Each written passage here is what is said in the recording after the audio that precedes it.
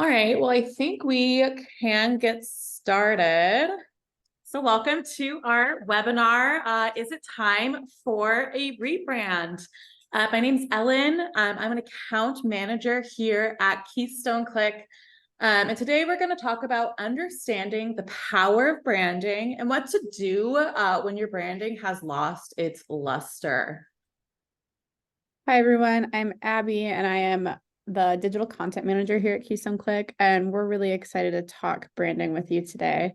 If you have any questions at any time, feel free to drop them in the chat or use the Q&A function on Zoom, and we will try to get to them as soon as possible. If not, we do have some time allotted at the end. All right, today we're going to cover the signs to look for when it might be time for your business to rebrand, the benefits of rebranding, a few examples of some companies who have gotten it right, and some strategies you can use throughout the rebranding process to kind of make it a little bit lighter lift for you.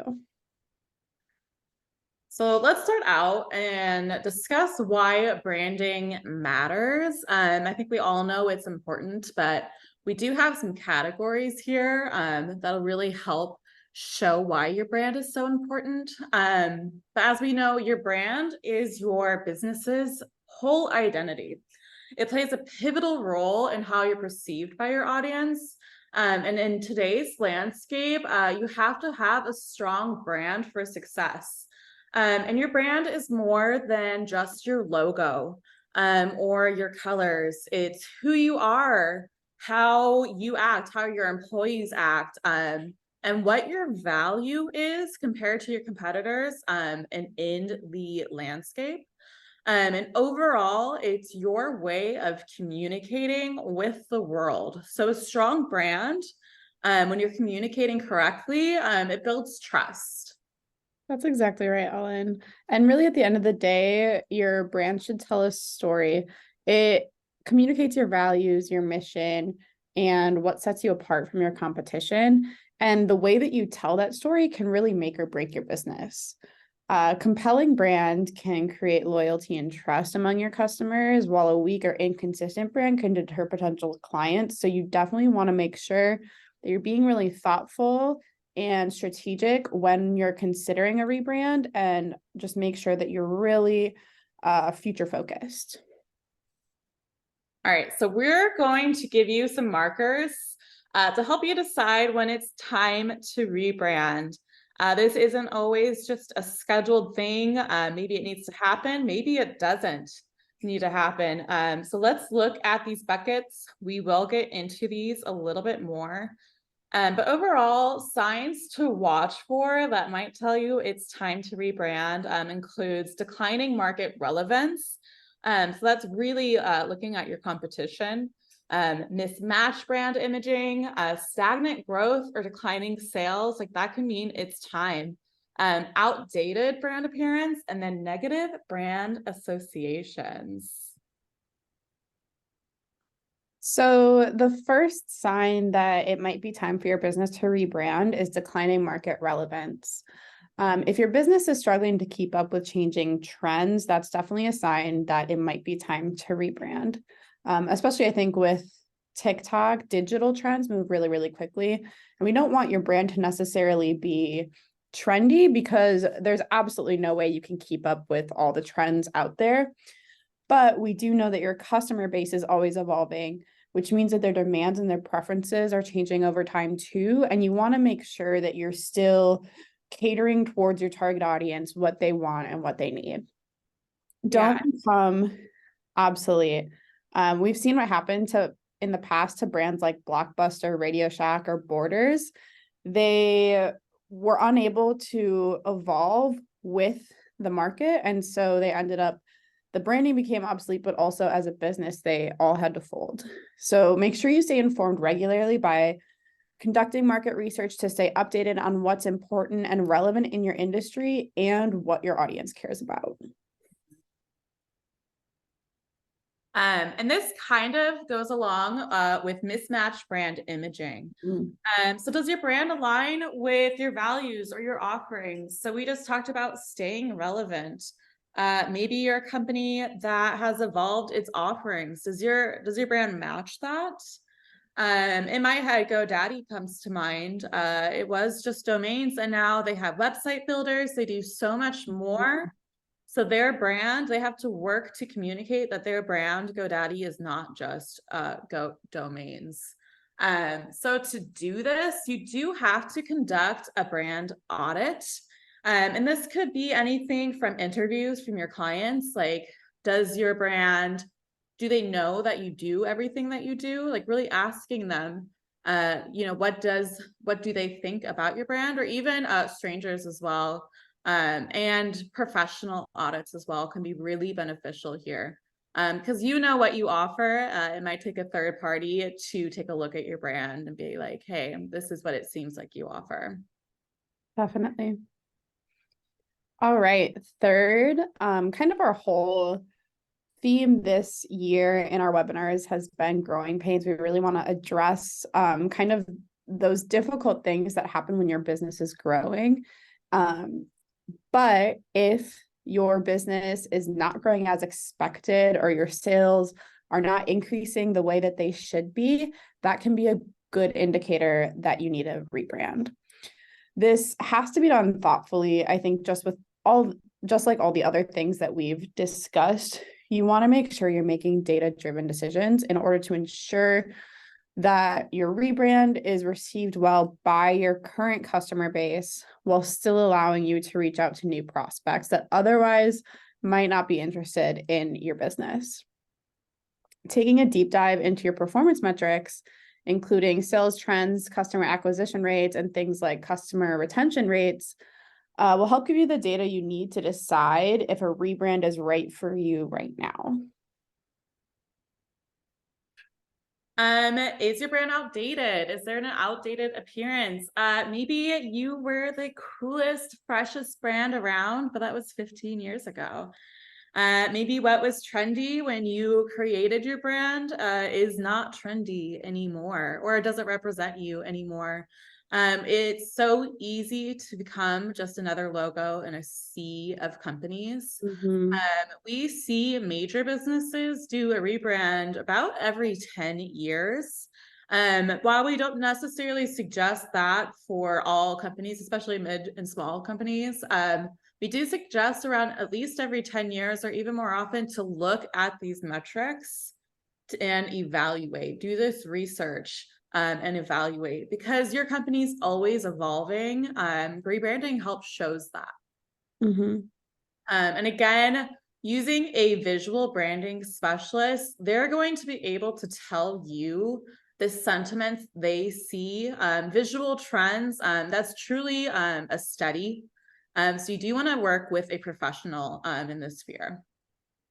Absolutely. I think too, Ellen, when we're talking about trends and like if your brand looks dated or not, something that's important to keep in mind is like you want to be current and you want to be trendy, but you also want to make sure that whatever visual assets that you're moving towards also really stay true to you. Oh, absolutely. Yeah. I think it's like a benefit too of looking at your legacy. If that's built up, that's usually a leg that you need to stand on for your marketing. And that should really shine through with your branding.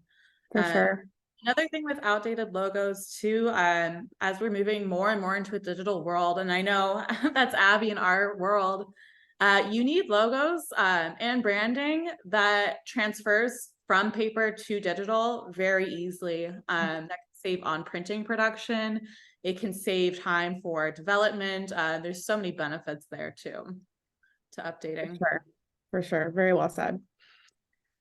Lastly, and maybe the spookiest reason you may need a rebrand is negative brand associations. Even with the best prevention strategies and the best PR team, negative brand associations can still happen. And a damaged reputation can really lead to lost business and, more importantly, diminished trust with your customers, your employees, your investors, and even just the public at large. A comprehensive reputation management system can help your business monitor your image and your brand perception a little bit better. And you can use things like social listening tools, compiling customer feedback, employee feedback surveys, and other media monitoring tools. And the data that you get from those tools can really help you decide whether a rebrand is necessary in light of negative brand associations.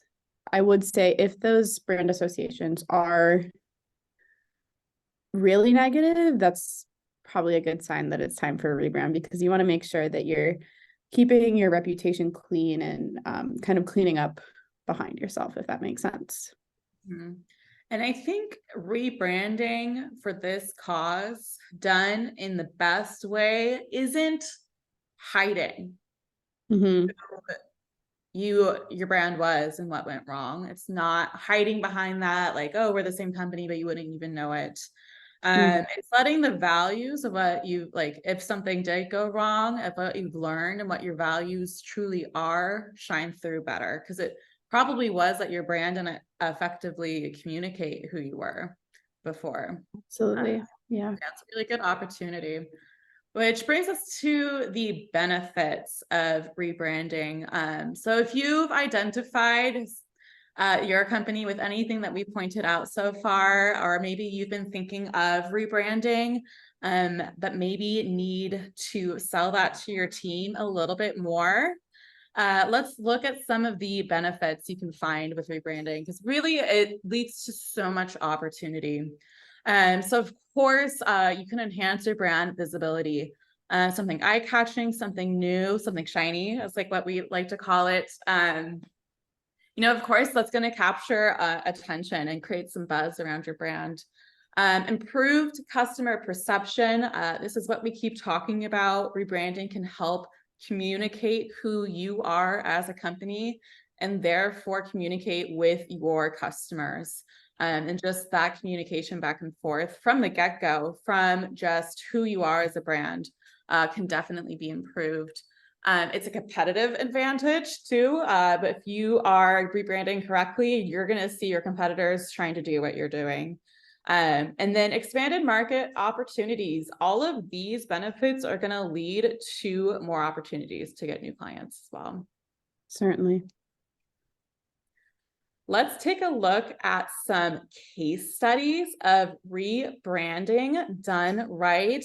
These are some that we happen to just pick out, and I think are really good examples to kind of get your brain working to compare to your own company. The first one is the ever iconic Apple logo. We all know the story of Steve Jobs and how he took a bankrupt company into what I think might be the most well-known brand in the world. I don't know if that's true. I feel kind of comfortable saying that, but what Steve Jobs did was let the branding, and not even verbiage, just the logo, the product itself, and the packaging, from top to bottom, he let the branding do the talking and speak to what set Apple apart. So what sets Apple apart? It's sleek, it's simple, it's easy to use. And that's exactly what you see when you see their branding. You don't see a lot going on. It's very basic. You know where the home button is. I know that an iPhone might be best for my grandma because it is so easy to use. And you can just see, obviously, the benefits of letting the brand do the talking. Absolutely. And I think what's important to note about the way that Steve Jobs kind of revolutionized the Apple brand is that sleek, clean visual imagery that he went with also created a lifestyle, right? People are diehard fans of Apple products because it's part of their life and it's something that they love to use every day, and it's part of kind of like the dream state that they're aiming for. Yeah, a brand is so much more than a logo. Absolutely. And I will say too, Apple's simple design really was a trendsetter in the tech industry, but really just in design overall. I think for honestly decades. We've seen some really like the primary monolith of design that is trendy and is eye-catching and is popular with consumers is really simple, straightforward design. That being said, our next case study is Lego. Lego actually experienced some financial difficulties in the late 90s because it was working to compete with rapidly changing toy industry with lots more toys becoming electronic, and not just that, but those electronic toys becoming more and more complex, which we know like studies have shown is much more captivating, not just to like children's brains, but to adult brains too. So at the onset of kind of this difficulty and the decision to rebrand, Lego started a thorough process to recover relevance in the industry by refocusing on its basic values of imagination, creativity, and active play.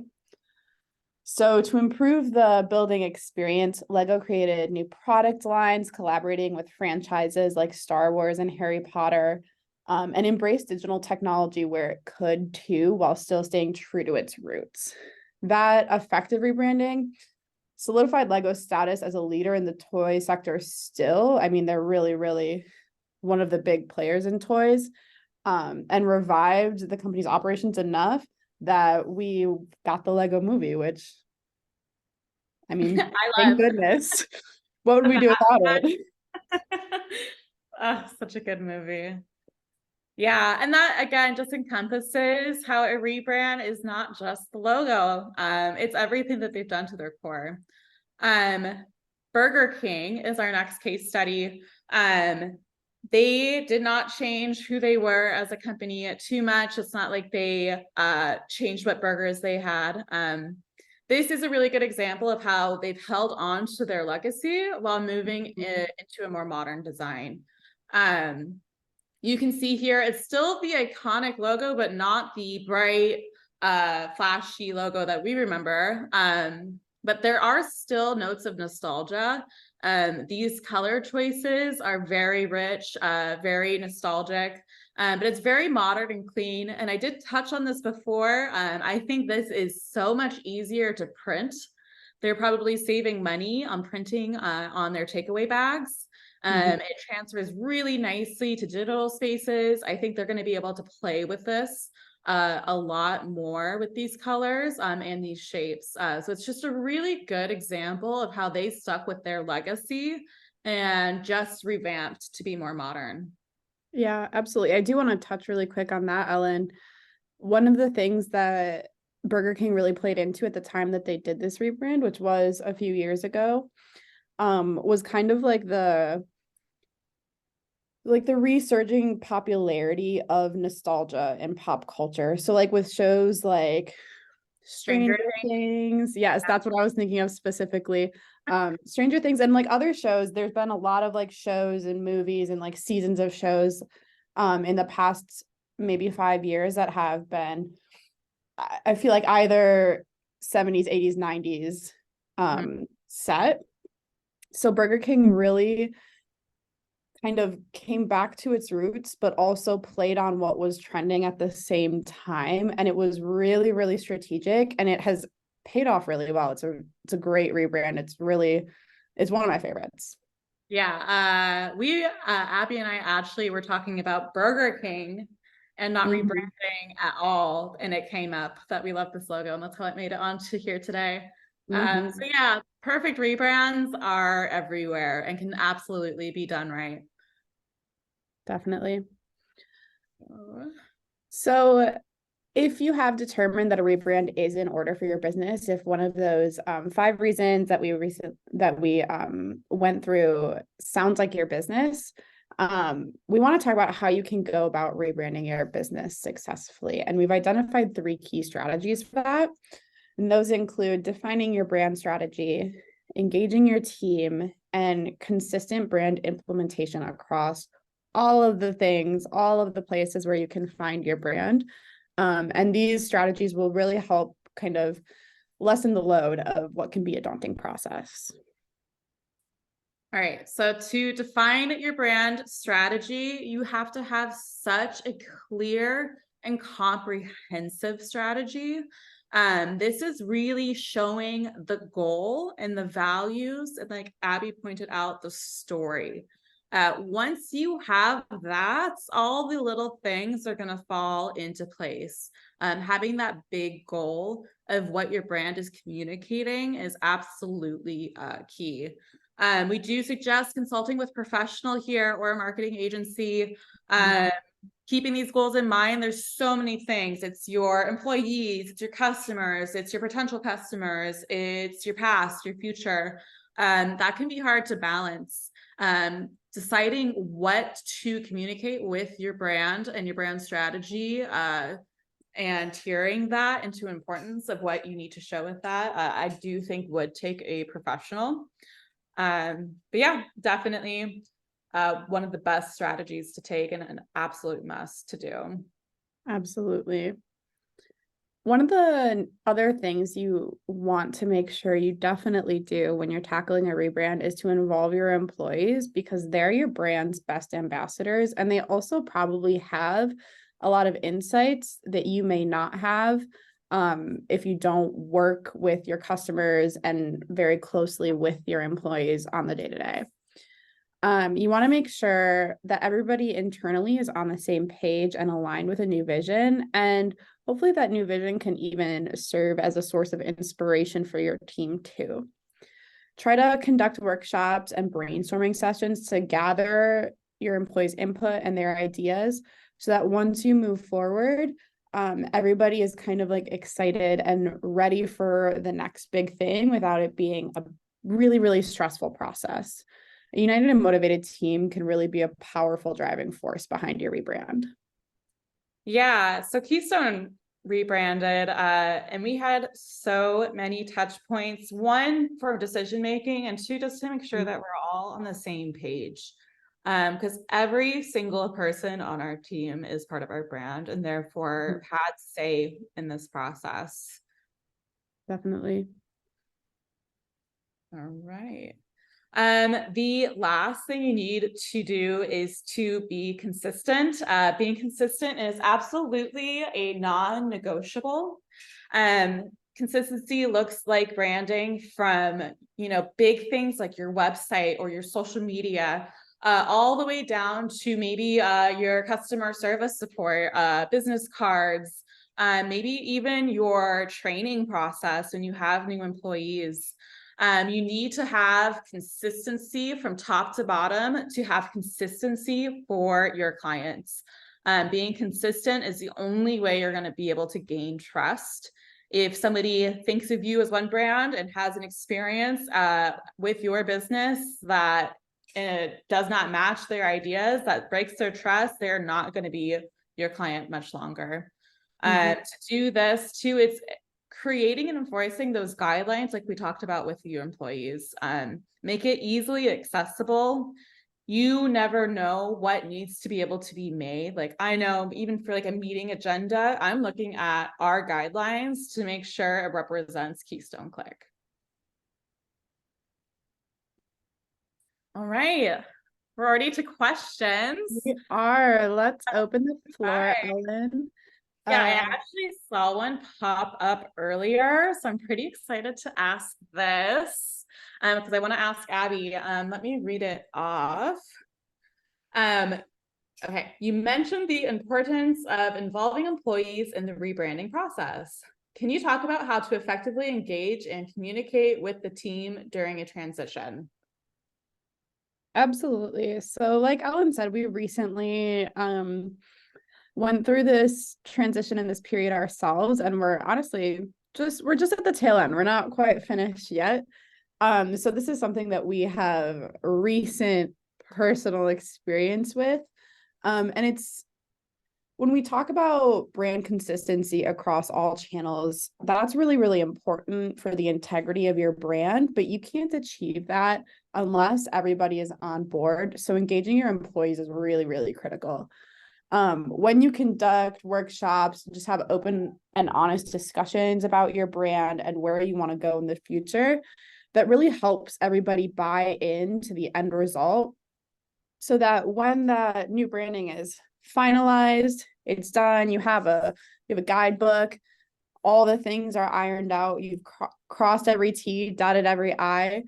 You don't have to then chase people down and be like, hey, why are you not following the new guidelines? Because they're already bought in and invested in it themselves. So encouraging their participation and feedback is really, really pivotal, and it will help the process go a lot easier. Yeah, I think like you mentioned, goal setting, like the goal and your value and your story goes into branding. Um, yeah. Yeah. Ellen, here's a good one for you. Okay. How long does the rebranding process typically take from the initial strategy development to implementing the brand across all channels?